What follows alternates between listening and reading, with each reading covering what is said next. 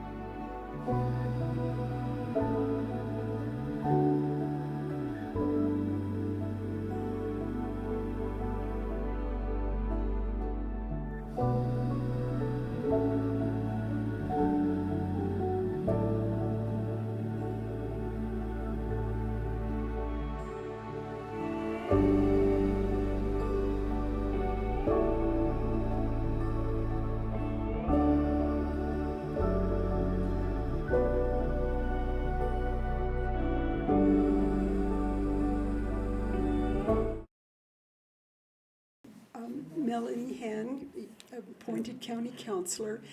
Was it in January you were appointed? I was. January 25th, I was appointed as a county councilor. And that was to fill the vacancy of, was it James Robinson? Or It was. Okay. Yes, And so now you're running for reelection. I am.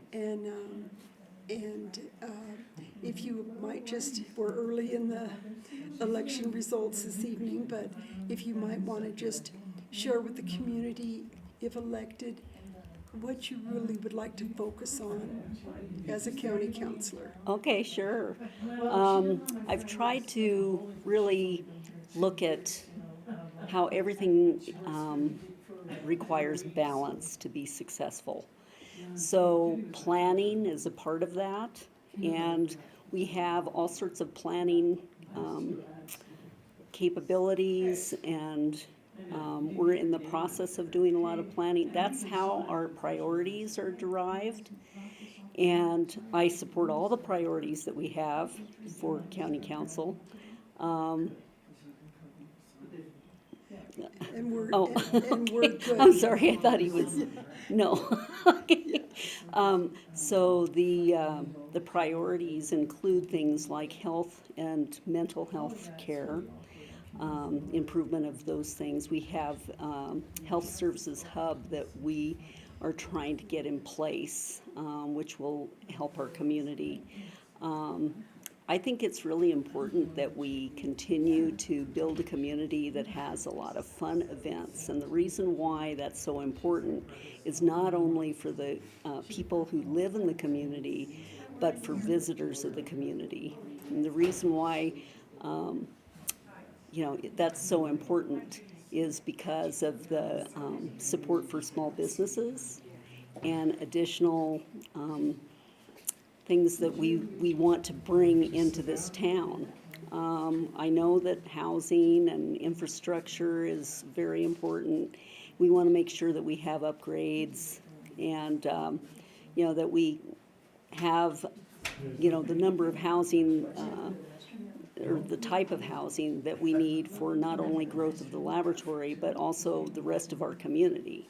I think that's really important that we have something that's affordable for a variety of people who live in our community. There's so many things, broadband, having improvements with that. Small business vitality is important. I mean, there's so many things, and especially as a spouse of a business owner here in Los Alamos, I think that that's key to the vitality of our community, to make sure that our small businesses are successful, as well as all our local businesses. Yes. Well, Melanie Hand, we really appreciate you stopping by, and hope if you're still here a little later on, you might come back and we may have some new questions for you. I'm happy to, and I just I appreciate the honor and the opportunity that I've been given to serve on county council, and hopefully I'll be serving 4 more years. We'll see. Great. Well, thank you very much. Okay, thank you. Okay. Bye. And now we have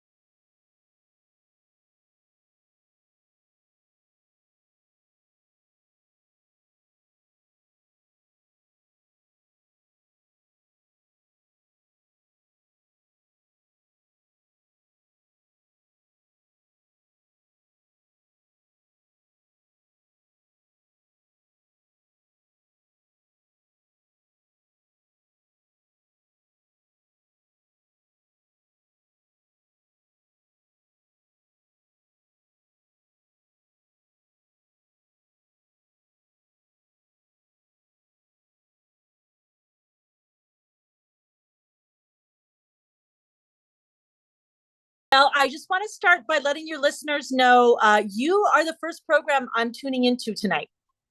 So you asked me, to call you at 7, and I still have a strong commitment to the work that you do, this community. So you are the first reporter I'll be talking to tonight. But this is the community that backed me to begin with. Almost a decade ago for public service, and I'm just so grateful for all of the support out of Los Alamos. both my legislative campaign and now my statewide reelection.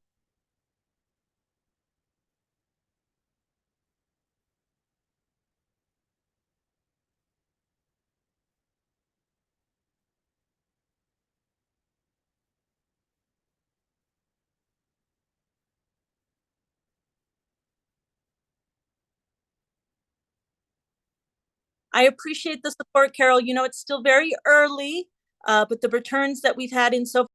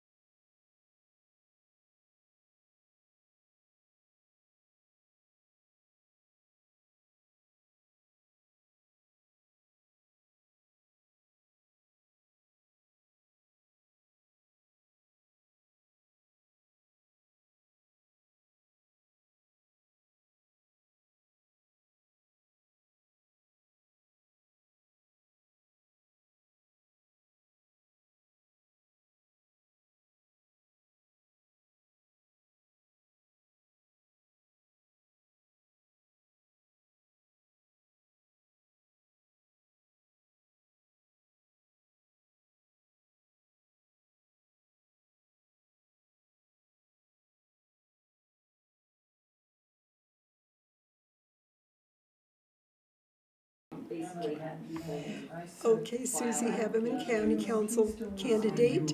We're very pleased that she stopped by this evening here in the Boards and Commissions room at the Los Alamos County Municipal Building. Yes, And it's a mouthful. yes, and we're speaking with the different candidates that are coming in and just giving you an opportunity to speak to our readers and just kind of recap your platform, what you'd like to do if elected, and then we'll check back with you later as we start seeing who's actually going to be elected. Oh. And but at this point in time, it's very early. We don't even have any returns yet. Yeah. So, but if you might might tell our readers just kind of what you really are passionate about, if elected, what you would like to do. Oh, well, thank you. And thanks, you guys, for being here. I think that's awesome. I really appreciate it. It's a good way to help people kind of stay informed, which is actually one of my passions, civic engagement. It's a big deal to me. It's one reason I'm running for council. I just think it's really important for people to pay attention to what's going on in their hometowns, their states, nationally. It matters a lot to me, and thinking globally and acting locally matters a lot to me. So one thing I'm passionate about is ways we can help foster more involvement, more public participation, more volunteerism here. I think we're really fortunate to have a boatload of that, actually, but just a way that people can feel like they're more part of the decision-making process. So that's something I'm looking forward to. My platform, for those of you who may not recall or maybe didn't have a chance yet to really look into that, was really focused on 4 areas. The first was housing, because we really have some challenges right now with the laboratory being able to recruit and retain employees. And the laboratory is the main driver of our economy and our community. So many of us live and work there or have had family members there. The small business community, our schools, the county itself, UNMLA all struggle with retaining and recruiting employees. And housing is a big part of that.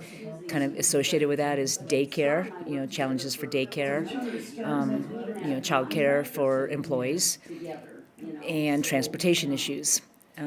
My second area of focus is small business support, and helping small businesses includes helping with recruitment and retention of employees and meeting staffing challenges, which all then comes back to housing, kind of all comes back to housing. And by the way, housing's been an issue here forever. Forever. A third issue for me is environmental sustainability and what we can do here in Los Alamos to meet our challenges with climate change and how we can do our part to get to net zero emissions. I would really like to see us do our part on that. That's a big, important topic for me. And fourth is good governance. That includes transparency, customer service, and just making sure that we're involving our citizens and working to make sure that people feel like they've been informed and had a chance to have their say in decisions that are made that affect them. Great. Well, Susie Heavenman, thank you for stopping by our little media table here inside the Boards and Commissions room. And we look forward to speaking to you as the night goes on, speaking with you again. Likewise. Thank you, guys. Thank you.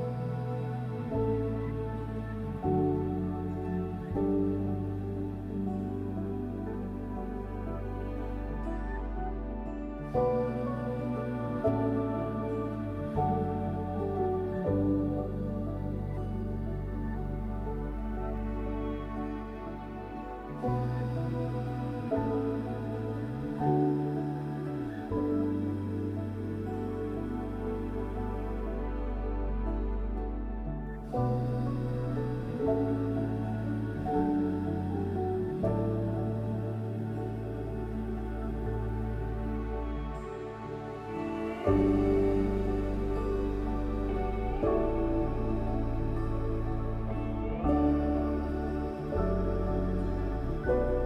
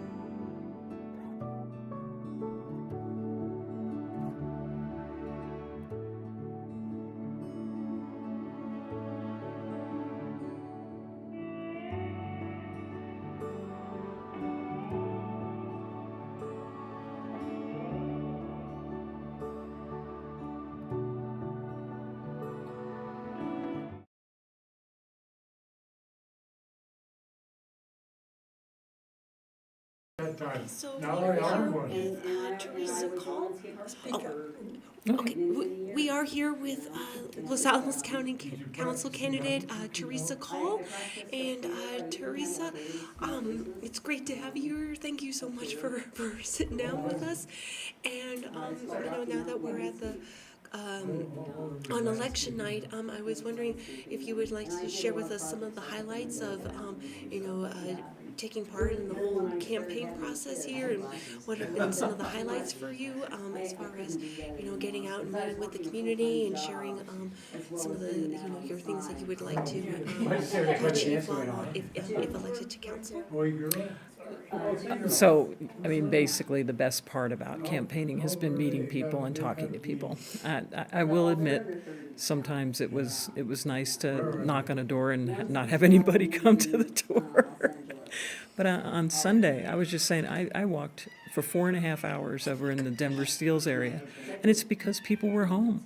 And on the first street that I was at, I think I had 10 houses to go and talk to people, and at least 7 of them were home. And I had great conversations with people, and all of them said, I'm going to vote on Tuesday. One woman was concerned about the night skies and lighting. That was the first person that I've talked to about that. And I didn't realize, if you're on the north side of Pueblo Canyon, that on directly across on the south side are the apartments. And I've never seen it at night. But she says they really put off a lot of light. So one of the things I'm going to look at is, at least in the near term, is how Chapter 16 addresses the lighting.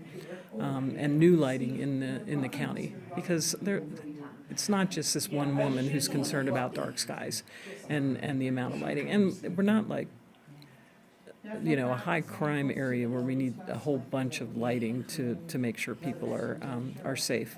So that's something new that came up. When I was walking down in White Rock, I met a couple of small business owners. I met the woman that owns the little studio on the Mesa, and I had never met her, didn't know anything about her business, and so on my to-do list is to go down and see her studio and talk to her a little bit more about what she does for the community. And we talked a little bit about small business and some of the issues that she's facing.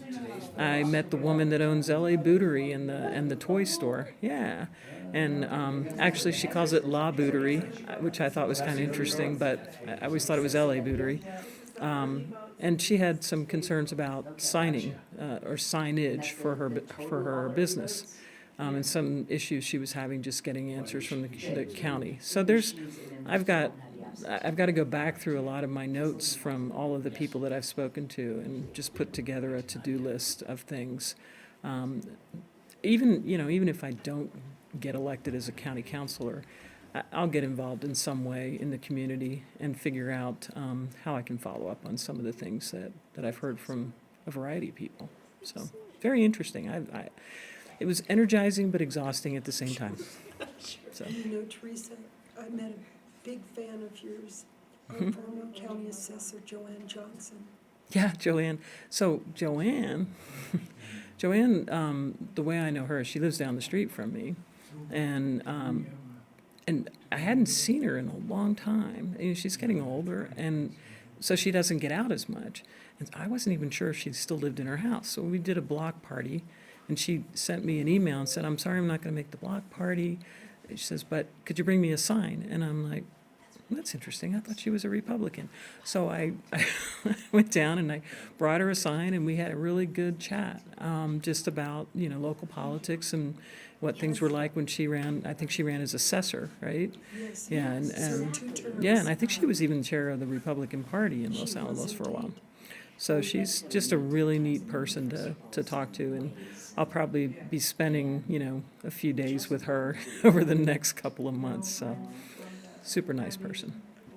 Yeah. Well, thank you so much Sure. for your time and stopping by, Yeah. and good luck with Well, thanks. I'm going to be kind of glad when it's over, even though it's just going to be beginning, maybe. All right. Thank you so much. Thank you. Thanks, you guys.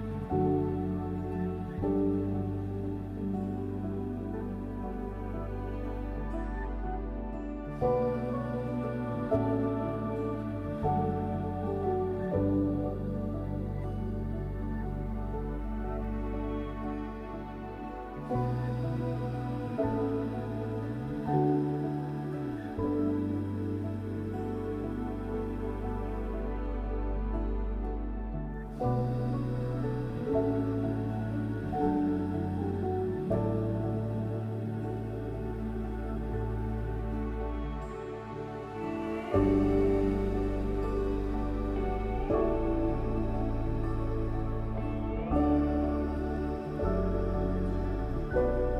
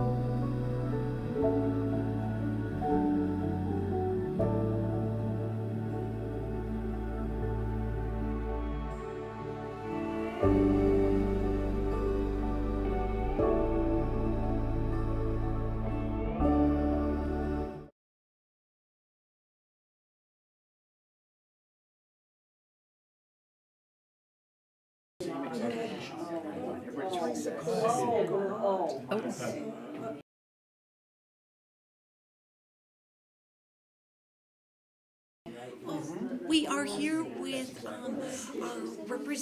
State Representative Christine Chandler, and Christine, if well, you're running unopposed, so what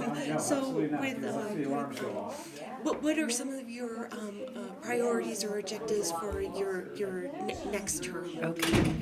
Well, first, thank you for inviting me to come and talk to you for a little bit about the election and our priorities and what's going on in the state. I really appreciate it. And before I talk about what I'm going to be working on, I want to thank all of the candidates who chose to run in the county. It's a really big commitment just to be a candidate, and then it's a really big commitment to serve the community. So I want to thank everybody, Democrat, Republican, Libertarian, Independent, for doing that, because it really shows that you care. And so thank you for that. And thank you, residents of Los Alamos. Yet again, we have a great turnout. You're all very responsible and interested, and so thanks for that. And it's great to be able to visit with you. What do I say? I'm new. That's everything just changed. So I am a state rep for the area. My constituency includes all of Los Alamos, and I have been your state representative now for about 4 years, and I feel privileged to serve the community and all of you. I will be the tax chair this coming year. I just was appointed tax chair last year and have been studying the tax code over the summer with my committee, the Revenue Stabilization and Tax Policy Committee. So we'll be offering initiatives. I think we're going to try to look at some ways to provide some tax cuts to New Mexicans. I think all of you have heard that we have very high revenues coming into the state, much more than we have in our history. And we'll be looking at two things. One, ways to invest that money that will promote the state long term. So in one-time expenditures into things like infrastructure improvements and all of those sorts of things that we need significantly. Broadband, of course, is a big initiative on the part of the governor and the entire legislature, really. And so we'll be using some of that money to ensure that we can improve the infrastructure in the state. In addition, we will likely try to look at our GRT rates and see if we can provide some gross receipts tax relief and some other forms of relief as well in the tax code, and improve the tax code as well. There are two parts of it: make it clearer, easier to comply, try to add some progressivity into the code, those sorts of things. So that's one of my major objectives in the course of the legislature. I'll be carrying some other bills. I've carried something called paid family and medical leave. That's a big initiative that I've worked on with Senator Mimi Stewart in the Senate, and I expect that we'll be bringing that bill back as well. There were some studies done over the summer that talk about how much it would cost to implement and some of those kinds of things. So we'll be looking at that and maybe modifying the bill to adjust for some of the things that we've learned over the last several months and looking at other states and so on. So a lot going on. I'm optimistic that most of my colleagues, the large majority of my colleagues, will be reelected, the Democrats in the House. We have a strong majority now, and I expect we will as well. And so we'll be pushing initiatives to improve the lives of New Mexicans as we have, working with the governor for the last 4 years. So many things we've done, increased investments in education, increased salaries significantly for teachers, and that initiative in itself has improved our standing in education. We are recruiting more teachers than we have. The vacancy rate for teachers now has dropped significantly.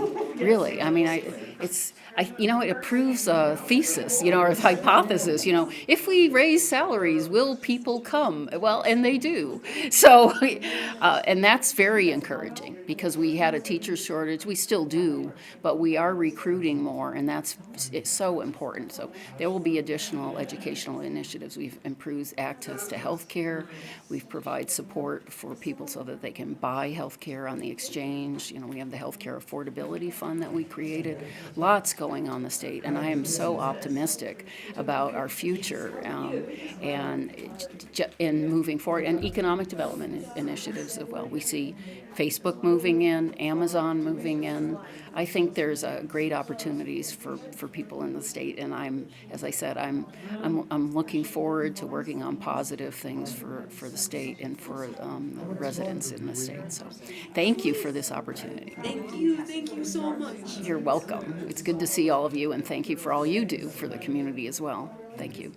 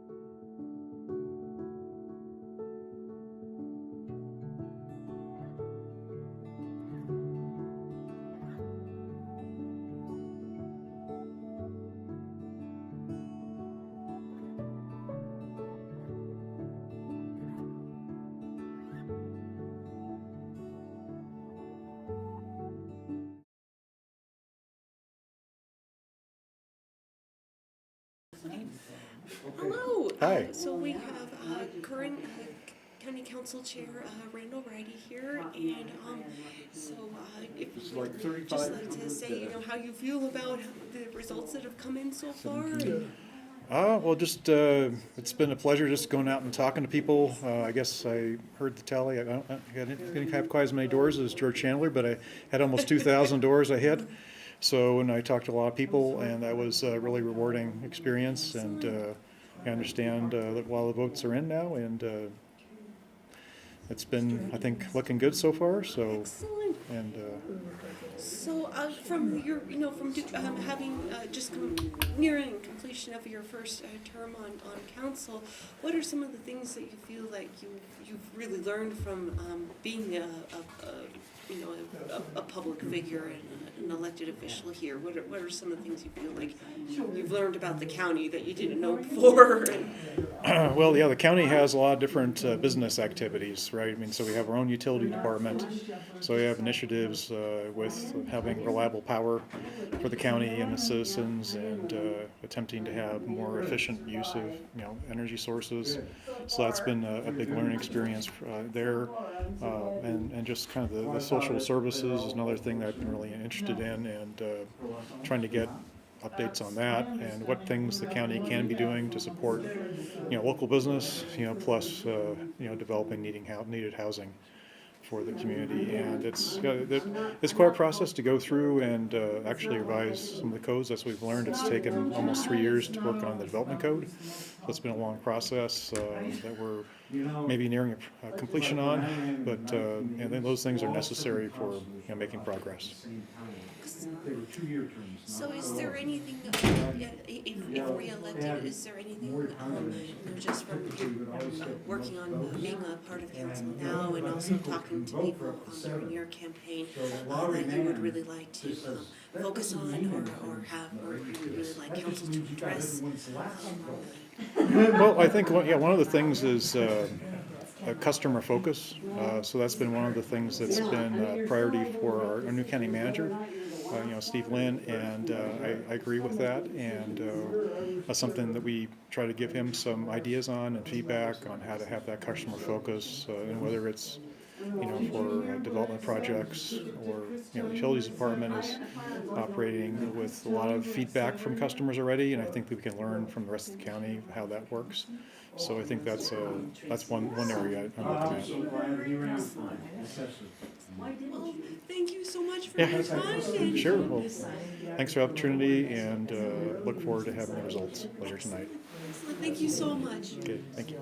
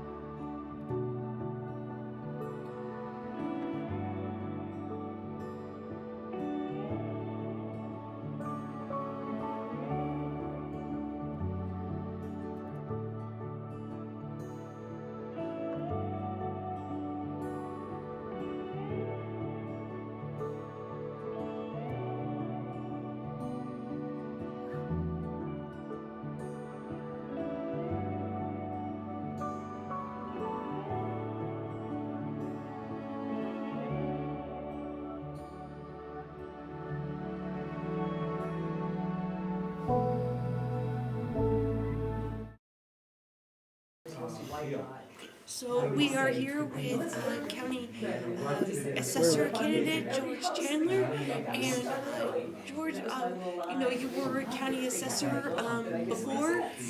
What made you decide to want to try and put your hat back in the ring again for this position? You see that guy over there, Ken Malder? It was him. You can blame it on him. Ken stormed out, right? You know that. And, we've been friends for 50 years, almost. And we were on the council together and stuff, and of course he knew I'd been assessor before, so when he turned out, he said, why don't you do it? And I said, okay. Did you two work at the lab together? Yeah, we were in CTR division together back in the 70s and early 80s. And then we went different ways. I went into the tests program. He went into the X division, I think it was. Yeah.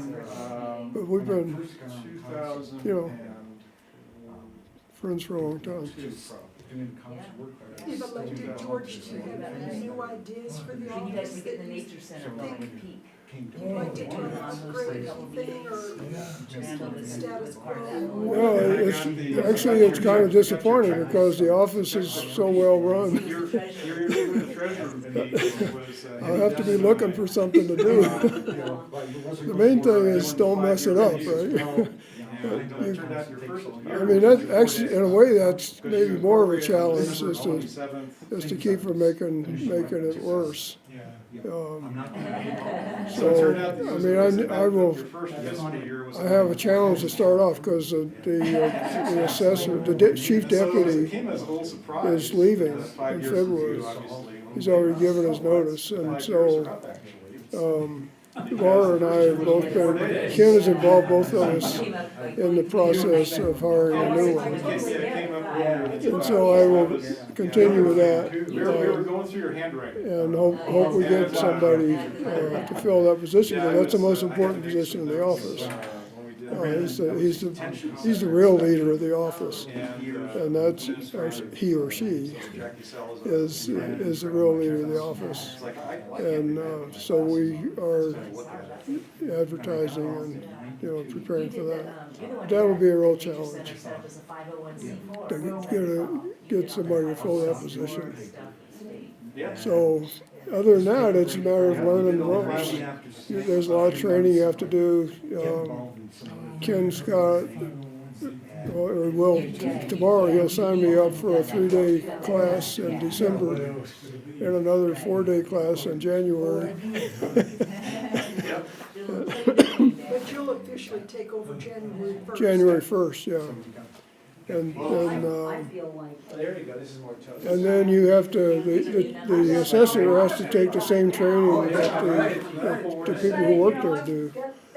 And over a period of years, you have to take a number of classes. I did this before when I was assessor before. You have to take a number of classes in the different aspects of assessing, government assessing, which is different from appraisal. But the kind of appraisal that real estate appraisers do. A lot of it's the same, but a lot of it's different as well. And the office is highly computerized now, and there's a huge database. In the way I've had a lot of fun explaining this to people. As I said, what does the assessor do? And some people really want to know, how do you come up with a value for a house, And it's an interesting process. And so I have to learn all that and the software and stuff that goes with it. So here comes the evil Ken. So I was bringing this, I wanted to show George the wardrobe. So. Okay. So we have Ken Wilder, current county assessor, who's terming out after he's finishing up 8 years. 8 years, yep. Okay. And so you two have known each other many, many years, and We worked together at the lab and served on the county council together. over the years. And we've been on the same side of issues and on totally opposite sides of issues, and they're still friends, you know. So, and that's the way it should be. I mean, that's the nice part of Los Alamos politics. You can be that way. So, it's really good. And what's important is, to me, is that the staff is happy that he was running. So my staff is, you know, they want somebody who knows assessing what the office does and will be a good advocate for the office and a good representative for the constituents as well. And I think George will do that because he has that experience. So, really happy. Happy he's ran. Happy got elected. So. Anything else you'd like to say to our readers? Well, I'd like to thank them for voting for me if they did. If they didn't, I'm sorry. But I'll try to make it up to you. I guess that's about it. Yeah. Thanks for the interview, appreciate it. Yeah. Yeah. So he's going to come in on Monday afternoon, and I told him I'm going to be opening up the spigot of the fire hose for him. And we'll go over everything that the office does and things that are out there. So George is a quick study, so no worries. Well, thank you both for speaking to us this evening. Our pleasure. Okay, thank you. Okay. Thank you.